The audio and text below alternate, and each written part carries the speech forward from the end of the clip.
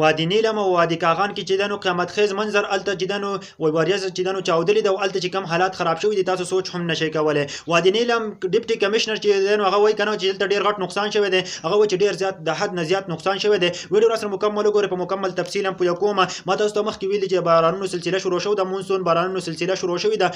ډیر زیات بارانونه بکیږي 5 ورځې چې په خیبر پختونخوا کې هاي الرټ هم جاری کړی دی. تاسو کوشش کوئ خپل احتیاط ضرور کوئ. دغه چې کوم واقعیا راغلی ده په وادي نیلم او کاغان کې پای کې چې دنو چې کورونه چې دنو پکې ختم شوی دي 25 دکانونه چې دنو هغه پکې وبو وړي دي 3 گاډي چې دنو هغه پکې هم وبو وړي دي 11 موټر سایکل چې دنو دا پکې هم ختم شوی دي وبو وړي دي کټه پیران نالي چې دنو وای دراوتی و او په هغه کې چې دنو ډیر غټ نقصان شوی دی. روډونو چې دنو هغه منقطع شوی دي بل طرف ته پولونه چې دنو هغه هم لیدل دي هغه چې دنو وبو وړي دي او بل طرف ته چې دنو څومره فصلونه او د بجلی چې کوم نظام دی هغه درهم برهم شوی دی مکمل تور باندې ختم شوی دی. وادي کاغان او وادي نیلم کې چې کوم حالات دی هغه تاسو سوچ هم نشئ کولای. خلک د چتونو سر ته ختل دی وای کنه وای راشي زمونږه مدد وکړي. پښتنو ورونو تاسو سوچ هم نشئ کولای الته چې کوم قیامت خیز منظر راغلی دی تاسو ذهن به وخوځيږي. الته چې دنو دا اوس خبر راغی ډیپټي کمشنر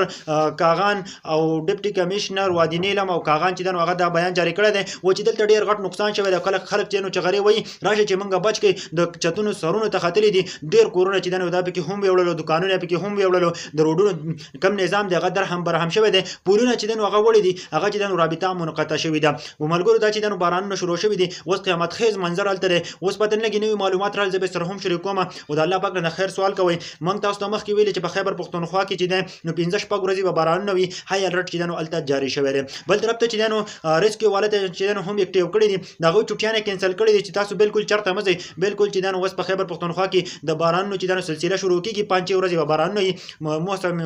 محکمه موسمیات چې دنو هغه دا خبرې کړې ده. نو کوشش کوئ پښتنو ورونو چې خپل حفاظت وکړئ کنه دا چې دنو اوس دا خبر راغی ډیپټي کمشنر وادي نیلم او وادي کاغان چې دنو هغه دا خبره وکړه او دا چې دنو الته ډیر غټ نقصان شوی دی خلکو ته چې دنو ډیر غټ نقصان ورسېدل. نو اوس چې دنو الته په پته نه کې چې مخکې بس کېږي تاسو چې دا ویډیو د ټولو پښتنو سره شیر کړئ. زما هم تاسو ته ریکوست دی چې تاسو خپل احتیاط ضرور کوئ. د بارانونو سلسله شروع شوې د خیبر پختونخوا کې او بیا به هم بارانونه مخکې کېږي 5 ورځې چې دنو بالکل بارانونه ورکړي دي تیز هواګانی او بارانونه به چې دنو ډیر تیز وي. دا چې دنو محکمه موسمیات چې دنو دا خبره چې دنو جاری کړې ده او موږ هم حق جوړیږي چې موږ تاسو ته وایو اوس چې دنو نوې معلومات رال ډیپټي کمشنر چې دنو هغه دا خبره کړې ده د ډیپټي کمشنر وادي نیلم چې دنو دا خبره کړې ده ما وایي چې تاسو شریک یم په دې باره کې سوي کومه کمنټ ضرور وکړئ. زما دا ویډیو ټول مسلمانانو ته چې دنو شریک کړئ چې هغه ته ورسې کنه چې دې خلکو مدد وکړي او دا مخکې شیر کړي چې ټول پښتنو ته ورسې دې خلکو مدد ضروری دی ځکه چې چتونو ته خطل دي او دا خبره کوي چې راشي زموږ مدد وکړي. موږ په نقصان کې موږ چې دنو وبایږي دلته کورونه چې دنو هغه د وبو ډک شوی دي حالات ډیر زیات خراب دي وادي نیلم او وادي کاغان کې.